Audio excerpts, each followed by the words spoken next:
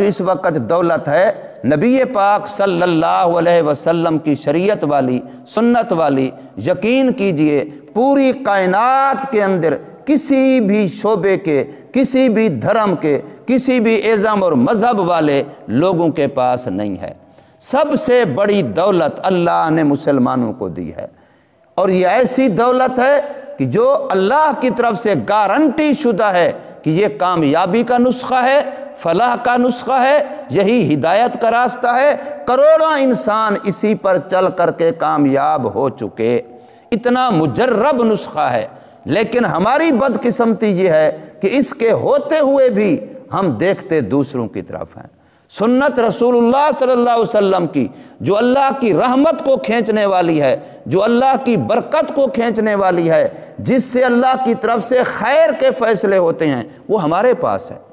دنیا کے میں سے کسی کے پاس بھی نہیں ہے۔ سنت رسول اللہ صلی اللہ علیہ وسلم کی رحمت للعالمین کی سنت ہمارے پاس ہے، لیکن ہماری شومی قسمت یہ ہے کہ پھر بھی ہم دیکھتے یورپ کے طرز طریقے کی طرف ہیں کہ وہ کیسے بود و باش کرتے ہیں، وہ کیسے زندگی گزارتے ہیں، ان کا اوڑھنا بچھونا، اٹھنا بیٹھنا، کھانا پینا کیسے ہے، ہم ان کی نقالی کر کے اپنے آپ کو برباد کر رہے ہیں۔ جیسے میں نے عرض کیا کہ 2 گلاس شیشے کے ہوں، ایک 4 فٹ کی جگہ پر اوپر ہے اور ایک 8 فٹ کی جگہ پر ہے، دونوں کو نیچے گراؤ تو جو 8 فٹ کی جگہ سے گرے گا وہ زیادہ ٹکڑے ہوگا، اس لیے کہ وہ زیادہ اونچی جگہ سے گرا ہے۔ جب وہ نیچے آ کے فرش پہ لگے گا تو اس کے ٹکڑے زیادہ ہوں گے، جو 4 فٹ کی جگہ سے گرے گا وہ بھی ٹوٹے گا لیکن اس کے ٹکڑے کم ہوں گے۔ اب ہم مسلمان بہت اونچے لوگ ہیں، بہت ہی اونچے نبی کی امتی ہیں، بہت اونچی شریعت ہمارے پاس ہے، اونچی کتاب ہمارے پاس ہے، بڑی عظمت اور شان والا کلمہ ہمارے پاس ہے۔ اب ہم جس وقت اس اونچے مقام کو چھوڑ کے گریں گے یہودیوں کے قدموں میں، یورپ کے قدموں میں، تو پھر ہمارے ٹکڑے ہوں گے، جیسے ہم دیکھ رہے ہیں مسلمانوں کا کیا حال ہے۔ اس کی وجہ یہ نہیں ہے کہ ہمارے شریعت کے اندر قصور ہے، شریعت ہماری بہت بلند ہے، شریعت ہماری بہت اونچی ہے، لیکن ہم نے جو اس کو چھوڑا تو ہم اونچی جگہ سے گرے ہیں، اس وجہ سے ہمارے حصے بکھرے ٹکڑے زیادہ ہوئے ہیں۔ اور یہودی عیسائی انہوں نے بھی اپنے دین کو چھوڑا، لیکن ان کا دین اس درجے کا اونچا نہیں تھا، وہ 4 فٹ سے گرے اور ہم 8 فٹ سے گرے ہیں۔ اگر آج بھی ہم سنت رسول اللہ صلی اللہ علیہ وسلم کو اپنا لیں، یقین کیجئے آج بھی علامہ اقبال نے کیا کہا تھا کہ فضائے بدر پیدا کر، فرشتے آج بھی اتر سکتے ہیں تیری مدد کو قطار اندر قطار، کہ آج بھی وہی فضا بدر والی بن سکتی ہے، لیکن بدر والے لوگ چاہیے۔ مفتی زین العابدین کے بارے میں نے شاید کبھی سنایا ہو، یہ اپنے دارالعلوم پہاڑی چوک والے مفتی زین العابدین سے تبلیغی جماعت میں کام کرتے تھے۔ انہوں نے ایک خواب دیکھا تھا، انہوں نے خواب دیکھا نبی پاک صلی اللہ علیہ وسلم کی زیارت ہوئی، اور حضور صلی اللہ علیہ وسلم کی مجلس میں انہوں نے جرأت کر کے حضور صلی اللہ علیہ وسلم سے سوال کر لیا، یا رسول اللہ اتنا زیادہ ہم دین کا کام کر رہے ہیں، دنیا کا کوئی ملک نہیں جہاں ہم کام نہ کر رہے ہوں، لیکن اللہ کی مدد جو ہم سنتے ہیں پڑھتے ہیں کہ اللہ کی مدد ہے آتی ہے دین کے کام پر، وہ ہمیں اس انداز سے نظر نہیں آ رہی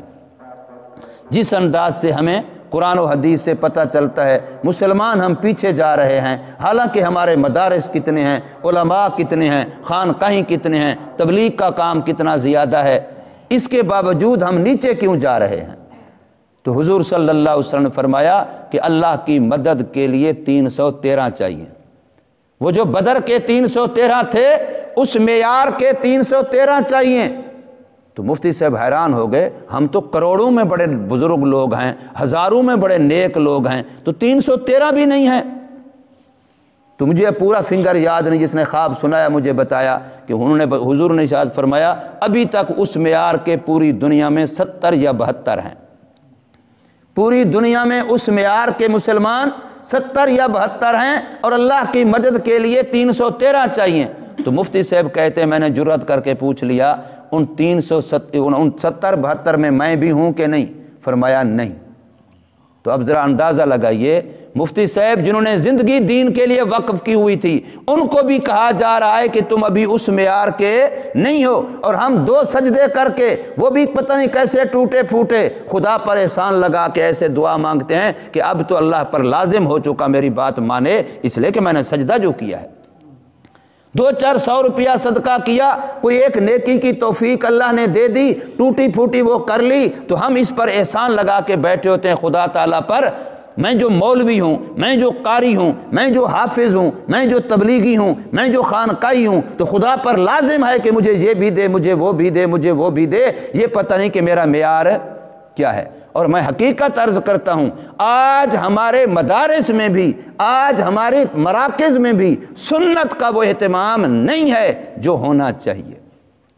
سنت نکل گئی ہے، وضو کرتے ہوئے ہم سنت کا خیال نہیں کرتے، عادت بنی ہے آئے ٹوٹی کھولی اور ہاتھ منہ دھوئے اٹھ کے چلے آئے۔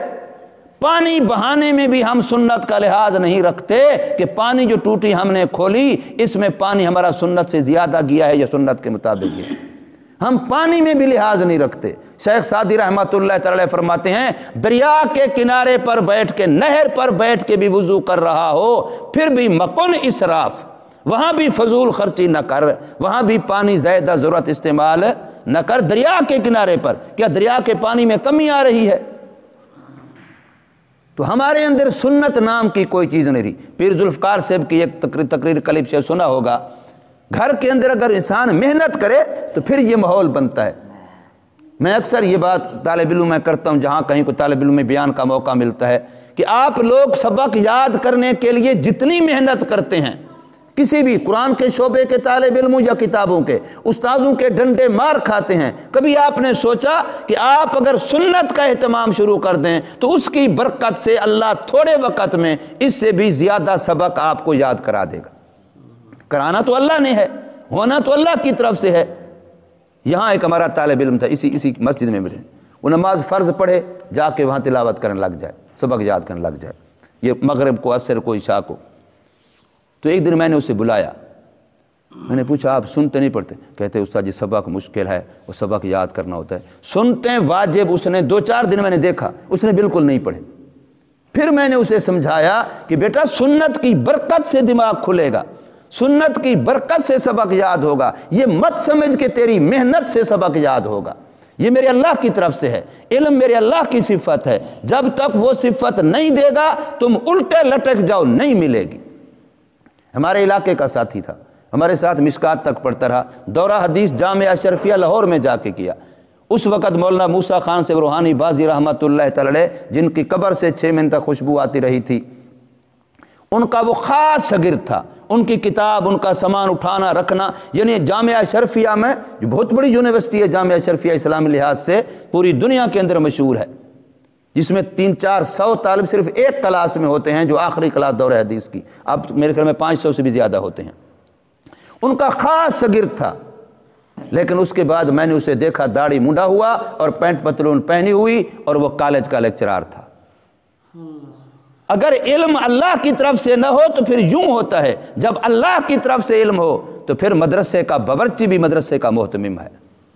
جو باورچی رہا ہے مدرسوں میں، قصور جاتے ہوئے قصور سے پہلے مدرسہ آتا ہے، وہاں محتمم جو ہے مدرسے کا، اب اس کا بیٹا ہے وہ مفتی عالم بنا ہے، لیکن وہ خود بندہ جس نے جا کے مدرسہ بنایا وہ مدرسوں میں باورچی رہا ہے، اس کے بعد اس نے جا کے اپنا مدرسہ بنایا۔